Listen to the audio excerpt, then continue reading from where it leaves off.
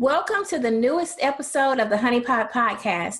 I'm your host, Carmen Hendricks, and I took the lid off the pot today for another wonderful guest, Miss Kai Storm. Before we get started, I want to make sure all of our listeners remember to subscribe to our podcast so that you will receive notifications for all things Honey Pot. Now let's introduce today's guest. A consistent face in the urban literary world, Kai Storm has penned 6 books. Born in Panama in 1972, she moved to New York in 1981. Kai was signed to 21st Street Urban Editing and Publishing in 2010. She is the mother of 3 daughters and a blogger for Vocal Media. Welcome to the pot, Kai. Thank you. Thank you so much for having me. We are happy to have you. Now, tell us a little bit about who Kai Storm is, the author. Kai Storm, everything I write, I definitely want you to visualize it. I definitely want you to, as you're reading it, I want you to be able to see it in your mind and possibly think that it's a true story. All of my stories are fiction, but I definitely want, the reader to capture the scene in their mind as they're reading it and kind of be able to see it like a movie. Do you have aspirations for your books to eventually become a movie, or is it just that that's your style of writing? That is my style of writing. I would, like any author, I would definitely, want to see my written word on film. That's one of my long-time goals that I definitely would like to accomplish in my life. But it's definitely my style of writing. I like for a person to be able to see and know what it is and be able to feel what it is and question the reality of the book, because that's the kind of books I enjoy to read myself. So I definitely want to give that every time I write a book. Now I've noticed with a lot of books, though, when they put them on film, they completely change the concept of the book. Like it's either it's not exactly like the book, or it's completely different. And I would not want that to be done to my books. Like if I ever put any of my books on film, they're going to be exactly like the book. I will not disappoint the reader like that. There's an author that is currently working on a book that she's written. Her name is Angie Thomas, and she wrote the book The Hate You Give. Are you familiar with that? Yes, actually, yeah. So I follow her, and she was saying that, even though she is the writer and they do consult with her, that ultimately she doesn't make a lot of the final decisions. So how do you think you would be able to combat that if that should arise? I couldn't work with the project if I didn't have final say.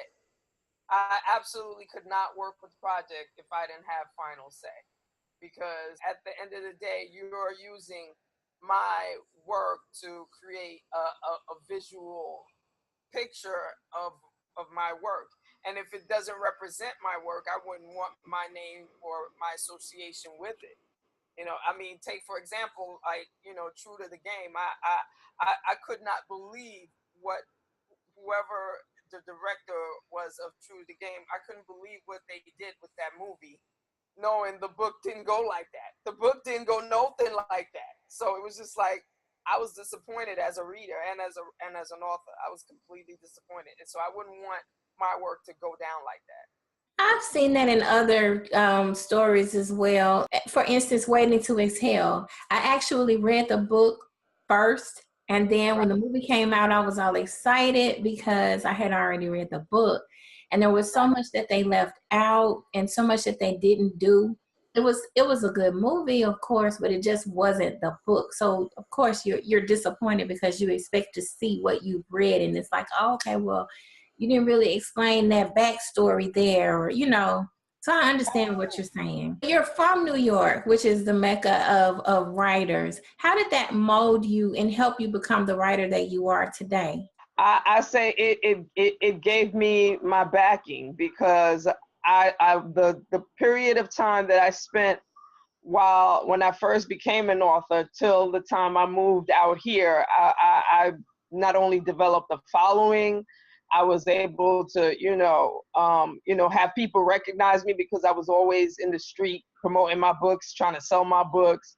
And a lot of authors that live in New York knew me. So, when author events would come up, I would show up. It would, I would see people that I would talk to every day on Facebook and didn't know until I would see them face to face. So it was a great beginning, starting my career in New York.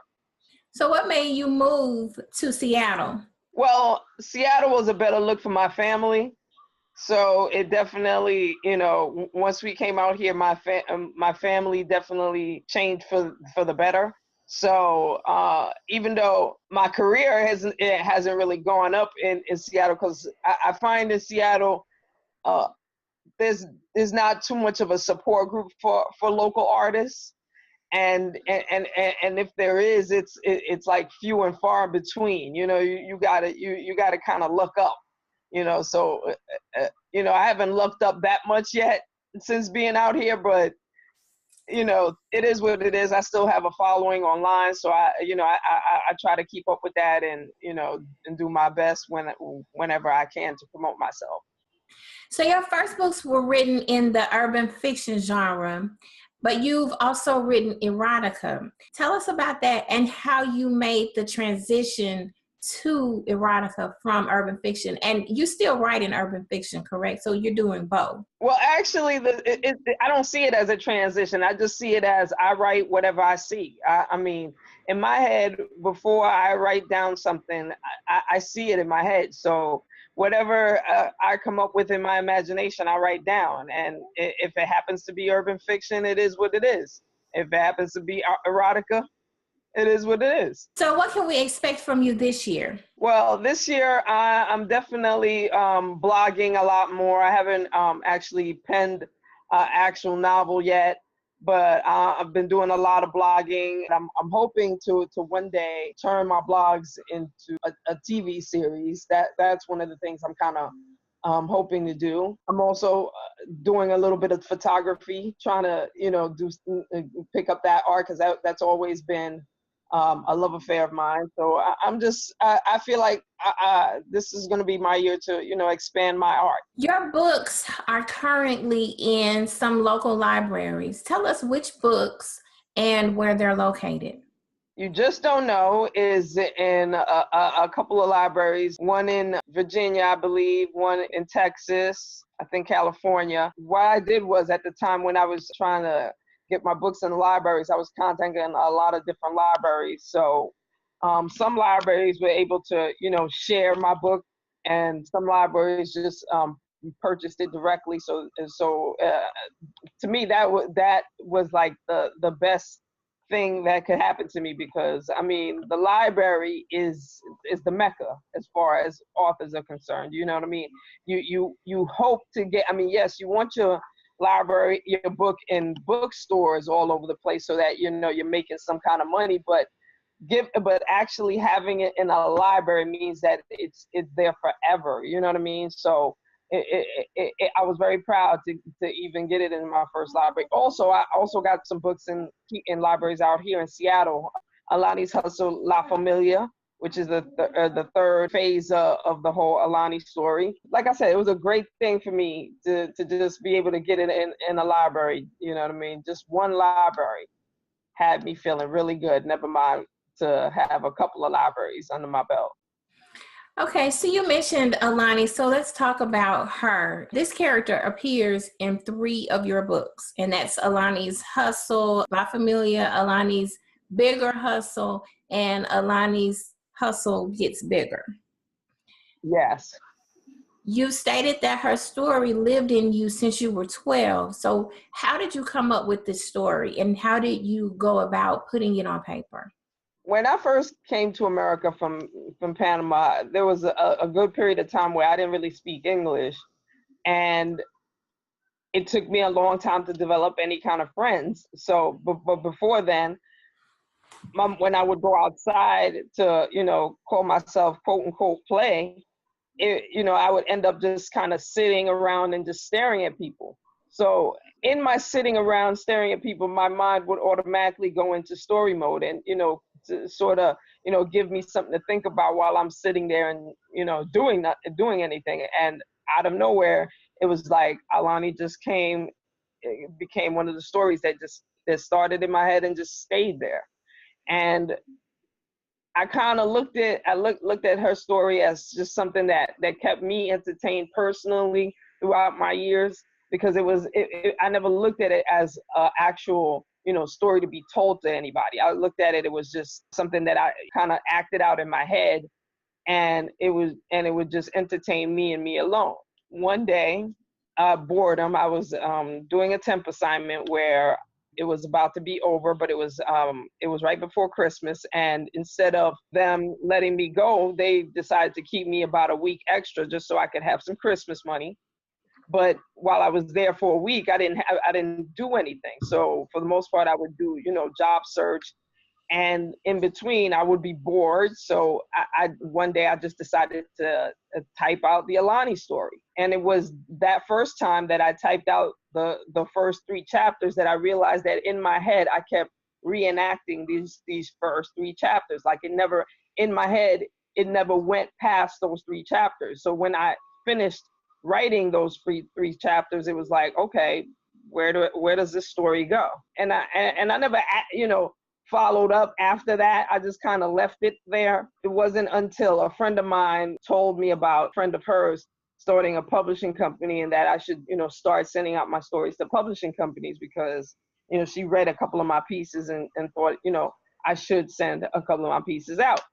Now, of course, that's a friend, and you feel like, your friends is going to tell you whatever they're going to tell you because they're your friend. They're not going to hurt your feelings. But, a real person might really hurt your feelings and tell you, your shit is crap. So I started sending out my stuff, and for a long time I was getting rejection letters. And then when I first got somebody that said, yeah, I like this story, I want to read it, where's the rest? That made me say, okay, now I actually have to write the rest. And when I sat down to write the rest, it was like, just like I said, everything I write, I kind of see in my head. So I closed my eyes, I saw the rest, I wrote it down. Okay. So can we expect more of Aulani's story? I wrote Aulani into 3 books. I meant to only write her into 2 books, but I wrote her into 3. And I think I definitely need to end it at the 3. All right. If you had to choose from the books that you've written, which would you consider to be your favorite? It will always be Aulani's Bigger Hustle, and it'll always be the first 3 chapters of Aulani's Bigger Hustle. Because, like I said, that first 3 chapters lived in my head and never went away. Never went away. And it wasn't until I was forced to write the rest of the story that I saw the completion of the story. But those first 3 chapters kind of grew up with me. So that would definitely be my favorite book. Okay, so let's go back to something that you said. You were talking about how, Aulani, this is a story that was in your head. So if you could go back in time and tell yourself something when you were 17, what would you tell yourself? Would you say, look, you need to finish this book? Or what advice would you give yourself at that age? I would give myself a whole lot of personal advice. Leave that dude alone. Don't go there no more. Absolutely. I would have definitely never went to college. I definitely wouldn't have never went to college. I still owe Sally Mae. I mean, and yes, I would have told myself to write earlier. I definitely would have told myself to jump into the book business way earlier than I did. I absolutely would have. Tell us some of the issues that you see in the Black community that you address in your writing, and why you chose those topics. I address social issues more in my blogging, more than my books. My books are just, fictional stories that came up in my head. But in my blogging, I definitely talk about, issues and things of that nature. One of the blogs I wrote, it was called Chocolate Souffle. And basically, it was me addressing the fact that, in Black society alone, I mean, in society in general, the idea to be beauty, to be beautiful at all costs is big right now. You know what I mean? Like, especially in the Black community, you hear about, basement Botox and butt fillers and all of that. People, spending all kind of money to take out ribs, to have smaller waists and whatnot. And it's like, why are we killing ourselves to look perfect? Like, you know what I mean? Like, why is society making us think that that's what we need to do? Like, especially as a Black woman, like, why does society make us feel like we need to do that? We need to just celebrate our naturalness. Like, you have, cellulite and you got a little extra pudge in the stomach, or, whatever, your breasts hang a little extra. Hey, that's natural. That's natural, God-given, and 9 times out of 10, the reason why your breasts are hanging is because you brought children into the world. Another natural thing, you know what I mean? And it's like, I address that we should celebrate the natural woman, the woman that doesn't want to spend all her money on weaves or spend money trying to make her waist smaller or make her ass bigger, or naturally. Like, that's definitely one of the things I blog about. I mean, Vocal Media, when they first approached me to blog for them, to write erotic stories. But because they have a lot of different platforms, I'm able to write on whatever I want. So I also addressed this one thing that's out here: Seattle coffee booths. Like, Seattle has coffee booths everywhere, and you would never know that some of these coffee booths, you walk up on them and it's a naked chick selling you coffee. And it's like, I wrote about that because I was just like, why are they putting these boobs all over the place? And why is she naked selling me a coffee and a donut? I don't understand. Like, why she got a pasty on her titty and she's selling me coffee? So, yeah. So, it's, I definitely, like, that's one of the things I like about Vocal, because it has so many different platforms. I could blog about whatever I want, and to me that definitely is a woman's issue, because out here they even talk about how that a lot of these ladies that are in these booths, they're getting robbed left and right.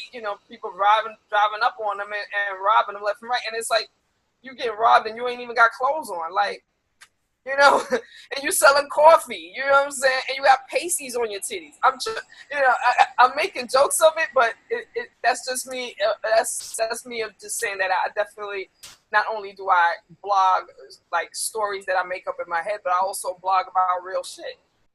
I had no idea that was really going on. When you think coffee, you think Starbucks, I guess. You don't think that people are actually out here hustling coffee like Hooters. Yeah, I mean, that's the funny, because Seattle is a very, very big coffee state, so it makes sense that coffee is everywhere. It definitely does, but I never even realized that this booth was. Like, these booths exist is because, like I said, like, one time I was walking, I needed some coffee, I saw a booth, I walked up on it, and when homegirl opened the gate, she had on pasties on her titties. So I immediately asked myself, okay, are you just selling coffee? Okay, so before I judge you, let me look this up. And then I went to Google, and then here Google tells me that, yes, Seattle is very big on naked coffee booths. And it's like, really? So you got these naked chicks just selling coffee? Okay. Naked coffee booths. I'm going to have to look that up. All you got to do is Google Seattle naked coffee booths, and you'll see stories that, about, certain chicks that were actually selling more than coffee. And then you'll see about stories about chicks that are getting robbed left and right while they're wearing nothing but pasties. And it's like, who thought of this? Who put this together? And then what is the criteria to work here? What kind of experience you gotta have to work here? See, this is why I love this platform, because not only am I able to allow people to be able to speak to a different audience, but I'm learning so much because I'm talking to people all across, the nation, and I'm learning a lot about, areas that I've never had the opportunity to visit yet. So this is why I love this platform, and I have to keep it going. Absolutely. All right, so let me ask you this. What does literary success look like to you? Literary success to me looks like where your books are everywhere. People recognize your book, that to the point where, you know, if you put out something new, you know, people just buy it.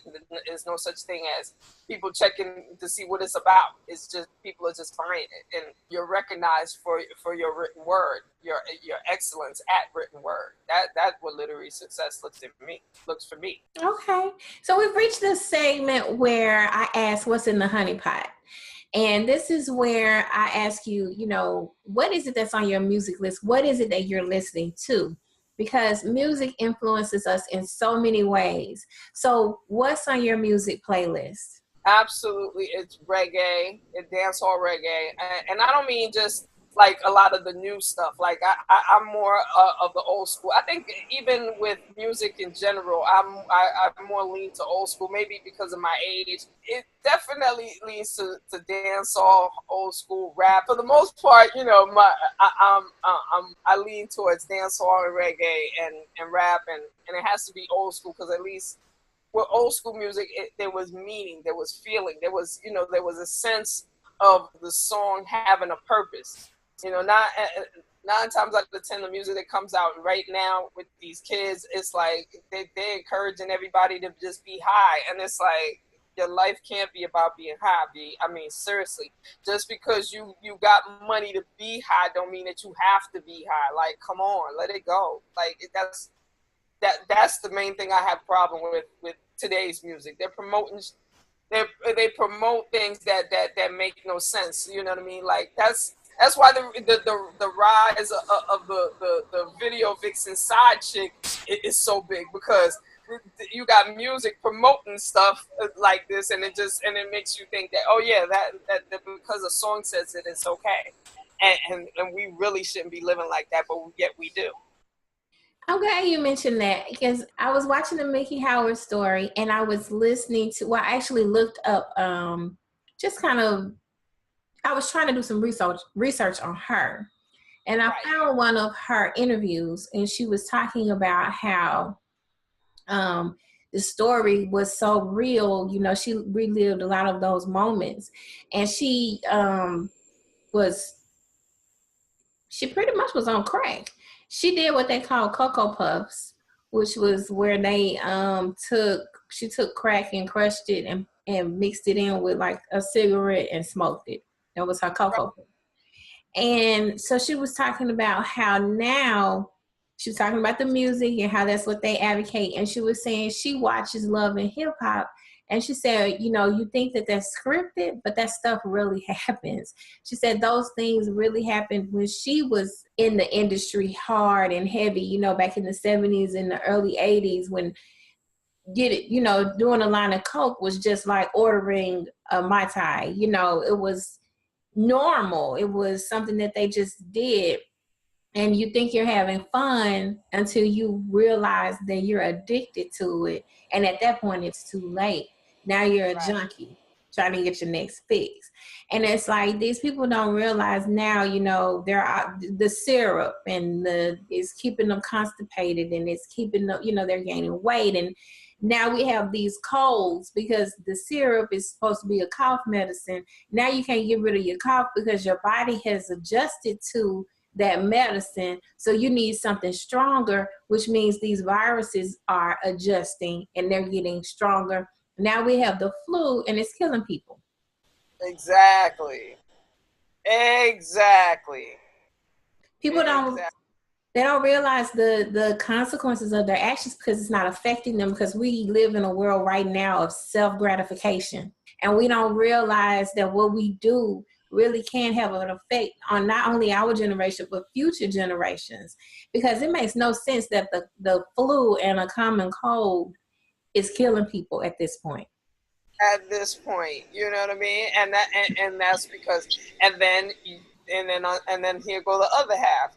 you go and the doctor, you say you want something stronger. He gives you a prescription that says, yeah, your cold is going to go away as soon as you take this. But guess what? You might have the runs. You might go blind. You might have a heart attack, all kind of shit, because, you know, I put all kinds of stuff together to make this pill up. And you know, it all depends on, you know, if you live or die. I don't really care. As long as you take it, the pharmaceutical company is going to give me my cut because you took it. And everything is good. Everything is good. It's all about the Benjamins, right? Exactly. I mean, that's the kind of society we live in, and anybody that doesn't acknowledge that is lost. Mm-hmm. I agree with that, because these pharmaceutical companies are getting off. I've made billions of dollars.